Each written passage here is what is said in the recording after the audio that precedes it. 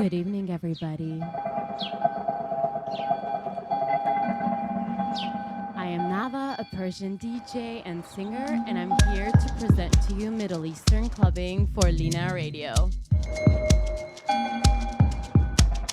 During this program, I will focus my attention on all these DJs and producers of the Eastern and Middle Eastern area where they're really killing it in the Eastern clubbing niche, and that is how we're going to be starting off our show tonight. Tonight, we are focusing on Azu Tiwalin, one of my favorite producers from the Tunisia area and country.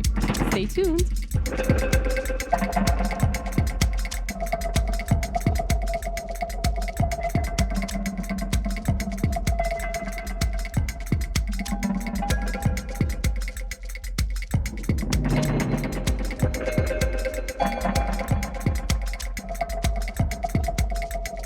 So the whole reason why I started doing this project is because I was trying to look for my identity as a DJ, and I started digging deep and finding all these kind of more niche producers and DJs who I was really interested in, that were really killing it in the whole I don't know, Boiler Room, Primavera Sound, Sonar kind of festivals, but they weren't that famous yet. And I really feel like there was a huge gap and there was a huge need to kind of introduce them to my Italian audience as well. And that's how this whole project started. And I've been discovering so many of them. So I'm super happy to introduce to each one of you each one of you to each one of them every once a month. So today's focus is going to be Azu Tiwalin.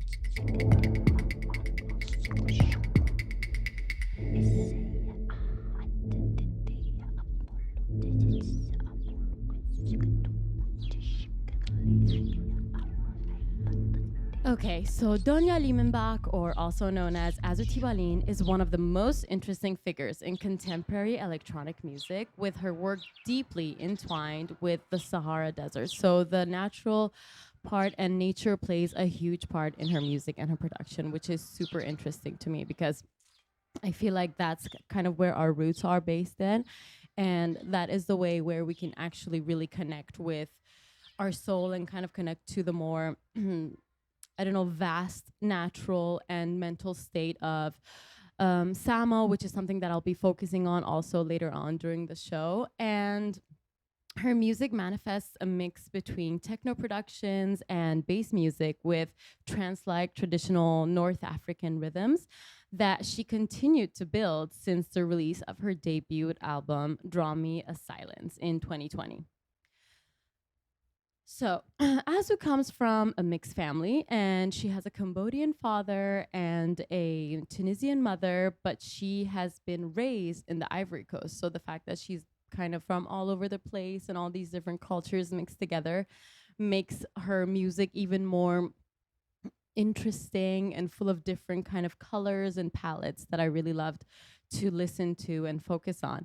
And she moved to France when she was 14, and she's been living there during her whole adulthood and teenage years. That's kind of where she got her formation of entering the electronic scene, I'd say. And French is her mother tongue language because in her household they spoke French, so it was easy for her to kind of settle in France when they moved there. But at the beginning, she took some instrument lessons, but it wasn't really her main interest. So it was only when she started with the club culture and with the electronic and rave scene that she really got interested in the whole music area. And with the help of her friends who really had the equipment and were really helpful and were in the club culture, she kind of flourished her passion and got interested in producing and being part of the whole scene, we could say. Growing up in Abidjan, Ivory Coast, had the biggest influence on her. In fact, she says that I'm more connected to West African traditional music than Berber, which is something we focus on during our episode with DJ Plead. That's why percussion, drums, and trance effect research are a deep part of my music. I'm quoting her right now.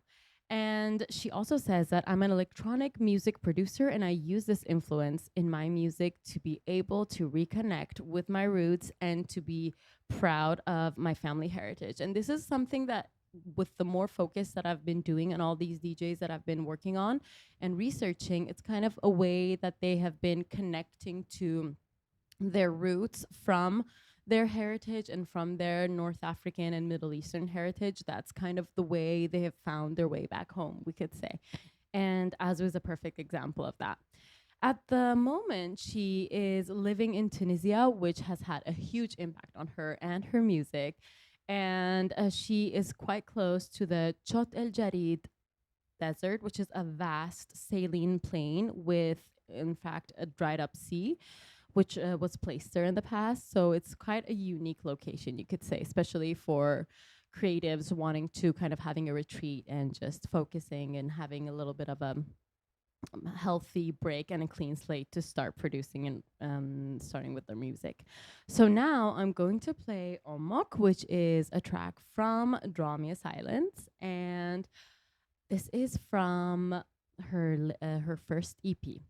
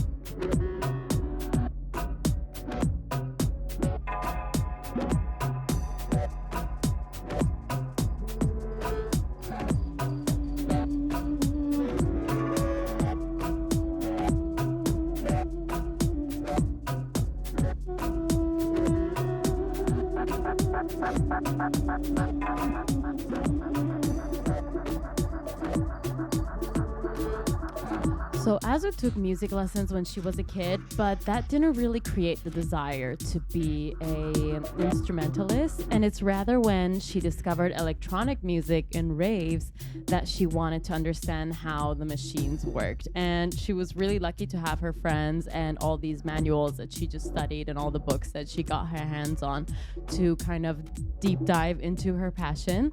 And she says it was a passion, and at the end of my studies I was already starting to earn a living from my music. I gave myself 2 or 3 years to enjoy it, and we'll see where it goes. And it's been more than 20 years that she's been doing it, so I love that she has actually been very, I don't know, open-minded and free, and not very pushing it or falling into any kind of specific dynamic when it comes to her music. And she says that it's going well right now, but there are periods where there are ups and downs and there are no stable incomes. So the art of managing the emotions is without panicking is actually the main focus. And I have actually thought of this as one of my mantras, because it really is the art of not panicking, because this industry is full of highs and lows and it kind of happens in waves. So that is what you need to focus on and just take it as it comes, you can say.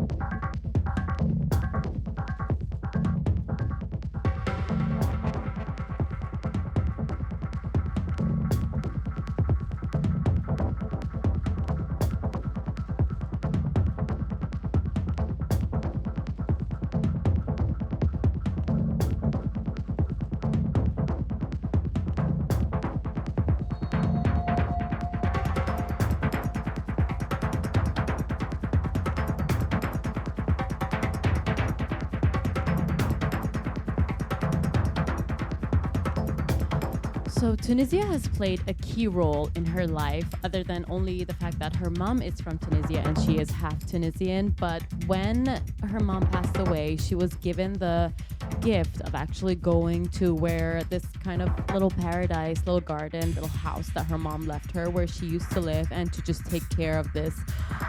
It's more of a house and more of like a place where it's very close to her heart and her soul, and that being placed in Tunisia even made it more special, because when she started living in Tunisia and finished her first album, Draw Me a Silence, in 2020, she chose her alias Azu, which means the eyes of the wind, and that was to mark the change of her having this huge moment of changing her life, changing her where she was living, and it was everything changed in that moment, she says, and she wanted to signify the coming of a new cycle with a new identity, and that's why she chose her new alias Azu.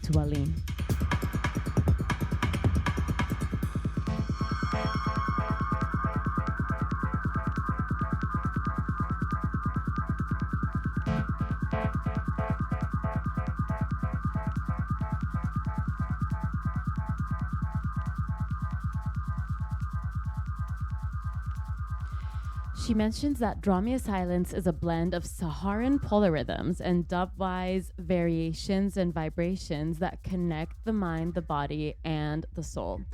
So it's more like a ritual, you could say, kind of like a moment, a holistic and kind of a rooted instinct, natural moment where the mind, the body, and the soul connect and align. And that actually brings me back to this Persian and Turkish tradition, which is called Sama, which is a dance that you do during this poetry, where these dancers are just being connected through the music and their movements to a greater being and to a whole other universe, as you can say. And it is called Sama because Sama in Arabic means the sky, so it's kind of like how you align your soul with the sky and reach a whole other dimension. And this tradition is usually with a poet that is reciting the poetry, and through music you get closer to a higher being. So I think that is super interesting, and a ritual that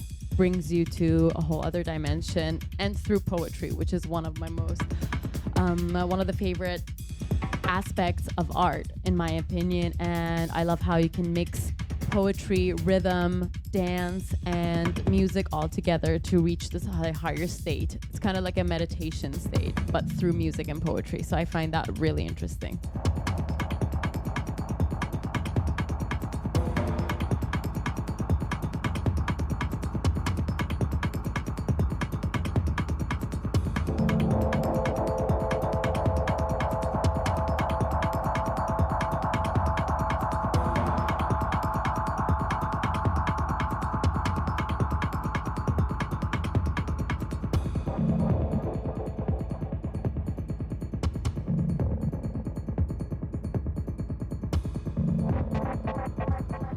So through her music, Azu really wanted to make people travel, not just geographically, but with their mind, just going to a different place, a different dimension, as I was mentioning also with Sama.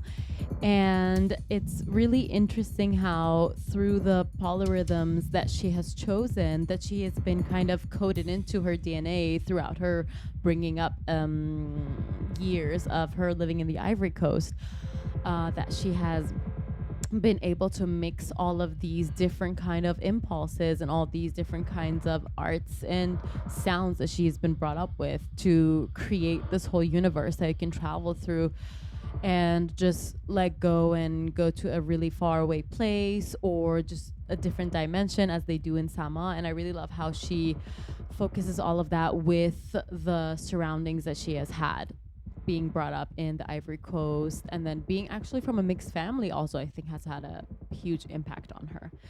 And if we want to dive into Azu Tiwalin's rhythmic elements that are super essential to her work, there isn't too much melody, as you can hear, and in her music, and it's really focused on rhythm and atmosphere. She works on Tehranary rhythms and also uses instruments that can be found in Berber music. Tualine has been captivated by hypnotic repeating and pure rhythms since she was a young child. This is rooted all in the drums and percussions that we could hear in all of the tracks that we've been listening to from the beginning of the show. And these are kind of all coming from popular and traditional ceremonies that she has been part of, she has seen, she has been coded with through her upbringing. And it's interesting how this actually kind of projects, even if it happens when you're a child, it projects when in the future when you're in your 20s and your 30s and trying to produce music, it kind of just comes back to you in flashes. And she describes her music as taking which the samples and the rhythms that are interesting to her and reproducing it with her computer, which is kind of interesting because that is what also DJ Plead used to do whilst he was talking about just staying on the trains and playing these rhythms that came to his mind on his computer and just pressing all the different buttons to make up the rhythms that he was really hearing in that moment. And she also says that she loves to play drums for fun, and she listens to a lot of different and interesting kind of traditional music, but also music from different genres and different areas through her surrounding areas and through the surrounding locations that she's been placed in. And she thinks that she also quotes, I think that this is the way how traditional music can travel through time and and find its space. So actually, if you think about it, for the new generations that don't live in the location that their parents have been born, that kind of gives them a way to reconnect and get back to their roots and reconnect to their roots and to their other generations and all their ancestors that maybe they haven't even met, but that's kind of a way that they can reconnect with them. So now I'm gonna play one of her boiler rooms that is super interesting, and you can really grasp the concept of traveling through time without actually going to a different location. Just with Azu Tualin's sounds, you can just reach a whole different universe.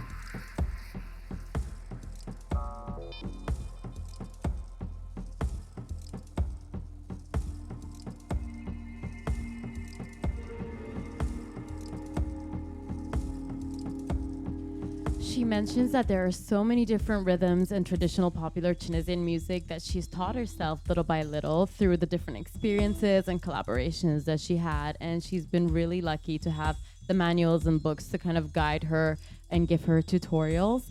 Sometimes, she says, I'm lucky to work with real drummers, so I record them, and sometimes I record some one-shot drums, and after I arrange them on my computer. But it's not me who's playing the drums for real on my tracks.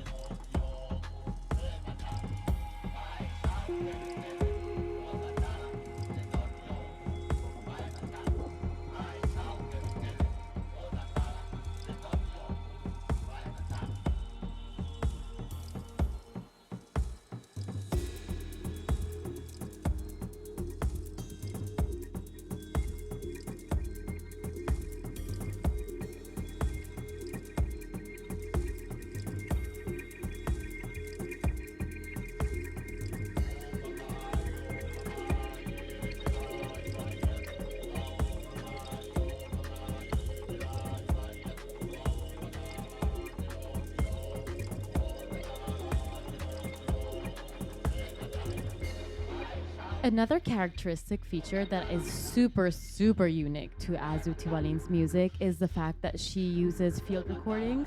So, from the desert sounds, the bird, the wind, and almost all her tracks start with that atmosphere that kind of just jump starts you and places you in a specific location and this surrounding that you are immediately placed in and just travel to. She says that she records a lot of sounds from her immediate environment, just the atmosphere, for example, the prayer calls, people chit chatting, insects, and all of that is interesting to her. And after that, she builds everything around that. She says, and I quote, it really helps the listener to dive into a specific place, atmosphere, or world. The travel can start without moving. And that is basically the journey that she takes us on with every track and every performance.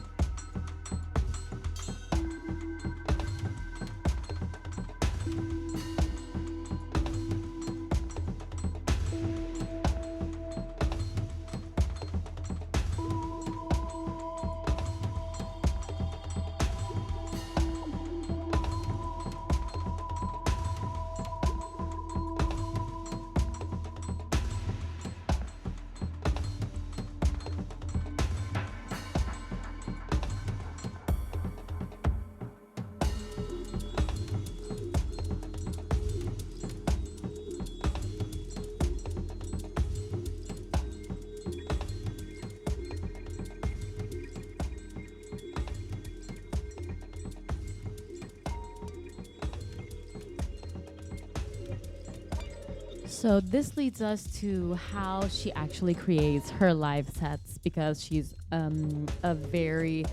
she's a producer that kind of has her own methodology that I really wanted to introduce you guys to. And she explains that the process starts generally with collecting some tracks that she has already produced in separate stems in a live session, and then searching for the history and kind of entwining them together in a way that she could imagine. And her quote is, "I'm writing super fast, a lot of rhythm parts, percussions, and simple tonal music material to complete the vibe, atmospheres, and create a general live, and some melodies too. But as we said, they're more rhythmic than melodic, her tracks. And after that, I'm dubbing everything, testing different combinations, and it's at this moment that everything starts to be fun." And she's been making live sets for ages, and it's always been the same process. So that's kind of the technique and the formula that she uses when she's doing her live sets, like the ones that we're listening to right now from her boiler room.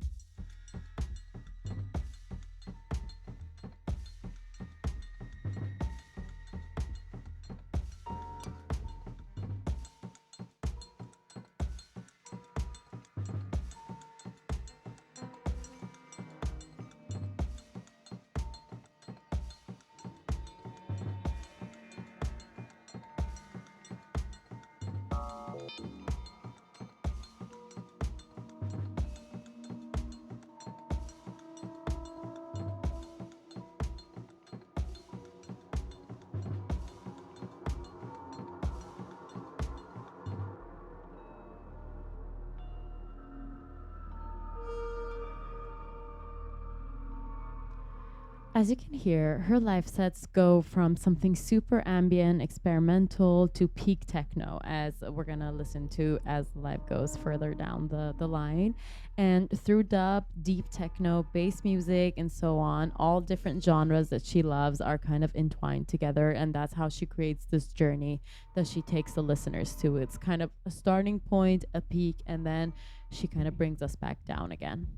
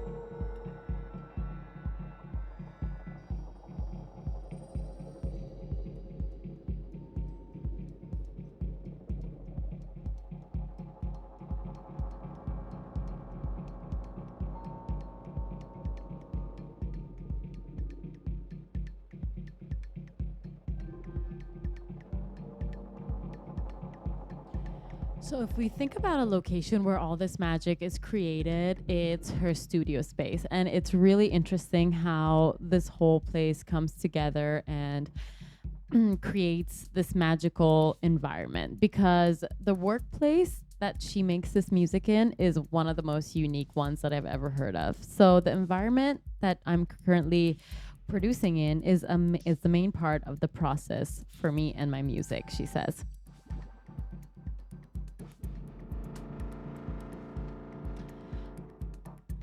Before the pandemic, my partner and I used to move around with our bus going from one surf spot to another. Honestly, this was a dream life for us.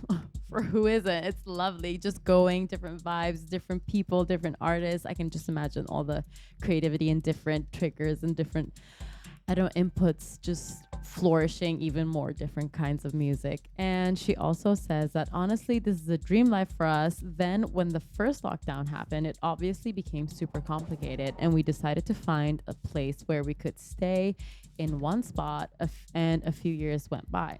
Nowadays, we still have the bus, but it's parked close to our new house. And I feel really lucky to have this place in Tunisia, because I know that at least I will come back home and this is the place I'm fully inspired. My studio is inside this bus, and it's a very tiny space, but it has all the things and the vibes that and the acoustics that she needs to produce her work. I'm going to show you guys a few photos and let's see if I can actually show them to you over here.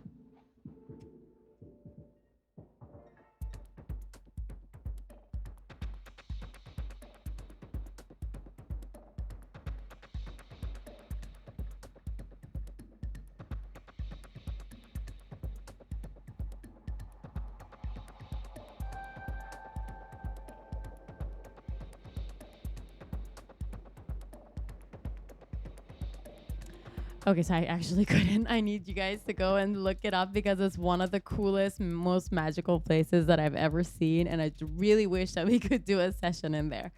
And if she says that if I could replace anything except anything, I could, except my hard drives that are full of recordings and samples and tools, music that she's been making, using and collecting for more than 20 years. Because as we spoke about, she has been collecting all these samples from her surroundings, and they're actually one of a kind and unrepetitive, and you can't recreate them in any other way. So if hers gets stolen like Zuli's did, that would be an absolute disaster.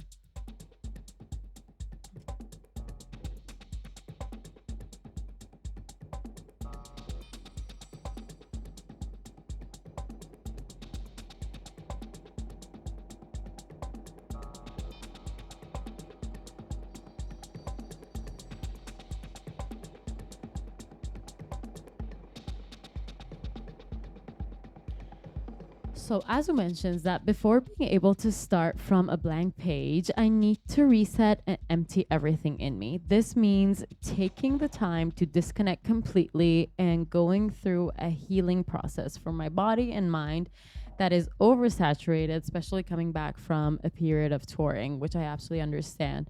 And being in Tunisia near the saline plain that where she lives, I think silence and quiet is one of the main characters that is surrounding her that is so key to this detox and the journey of getting rid of the oversaturation and overstimulated state that you come back from and just start from a complete blank space and blank page for a whole new chapter of creativity.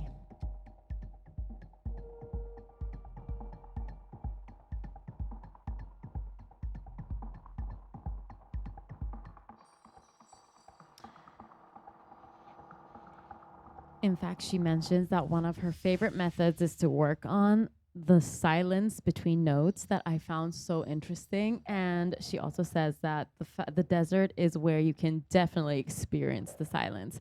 And being able to produce music in this context is a unique gift.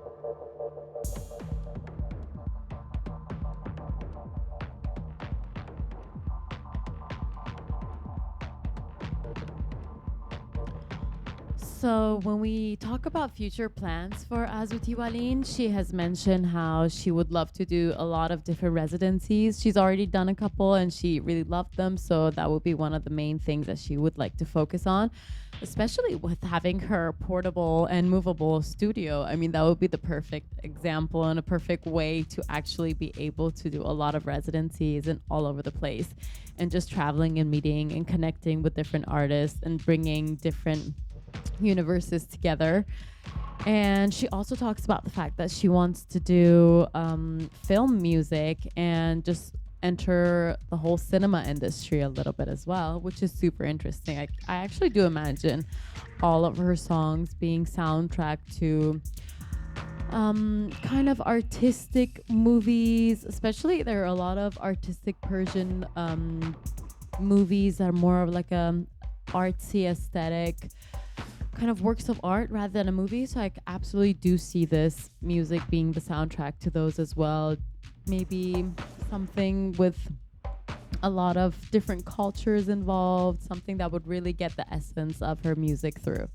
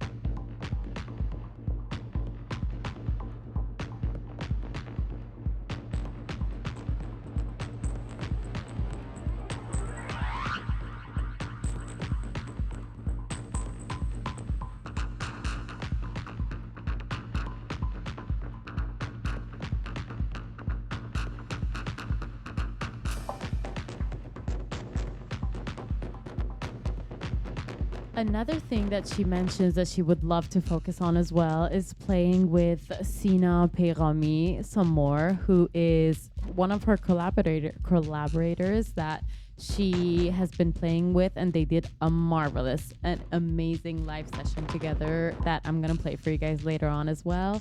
And she says that I really miss being able to play with him. Being able to play with someone else is always more exciting.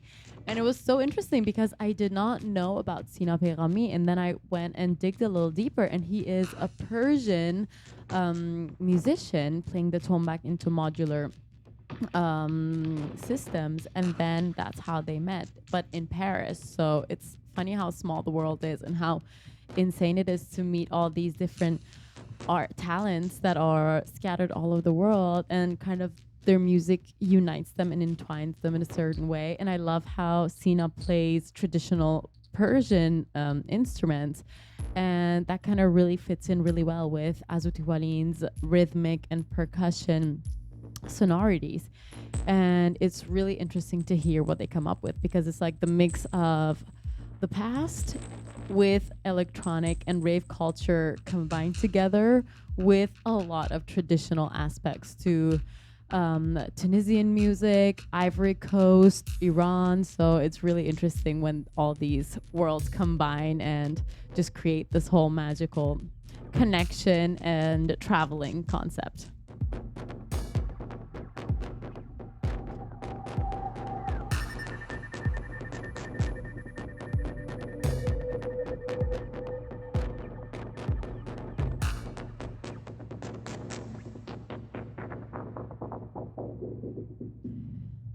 So about their collaborations, they have mentioned that it is not only about artistic collaboration. It's also about sharing values and vibes and opening our hearts. So that is kind of how they see their collaboration, which is how every collaboration really should be seen, because I think that's when the soul is poured into the art piece and the music in this case.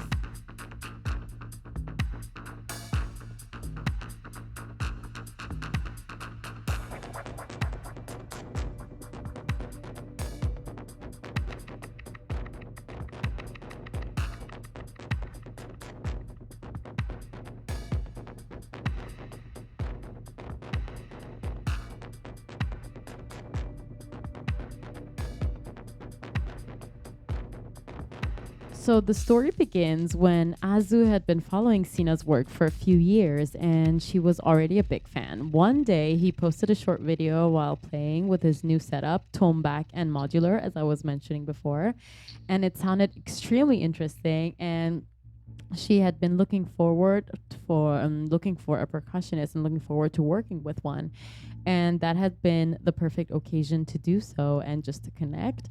And with really specific sounds as the ones that Sina creates, Azu found it really fit to kind of combine their two universes together.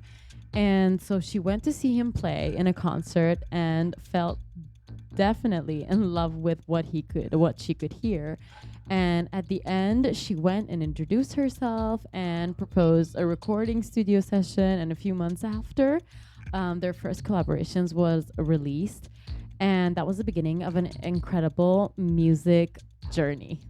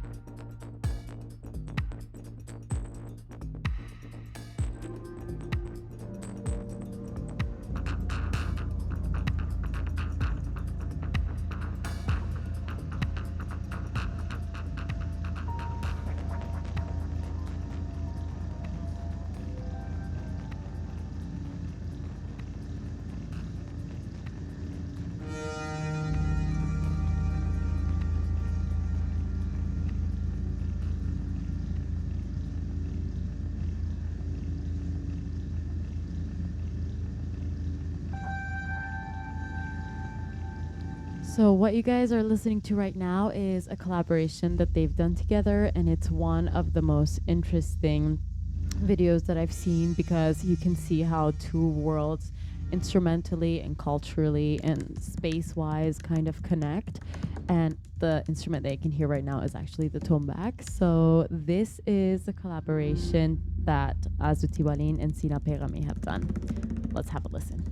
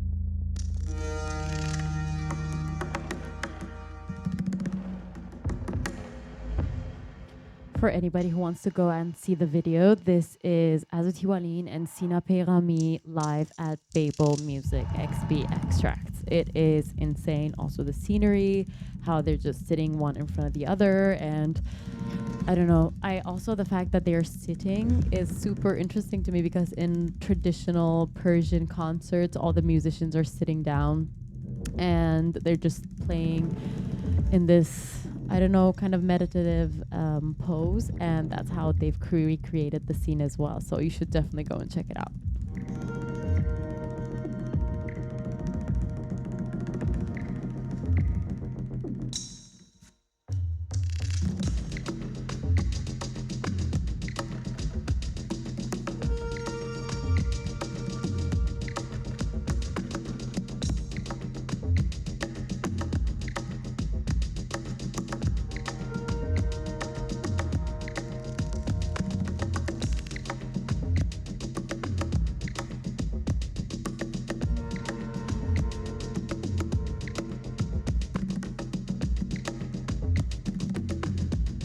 So I want to leave you guys with a quote from Azu herself that says, "Vastness, infinite space, and silence in the desert are magical for inspiration and also for your well-being. Inside my music, I hope you can feel this vibe and even sometimes hear the silence. I love to play with the silence as if it were an instrument in my productions."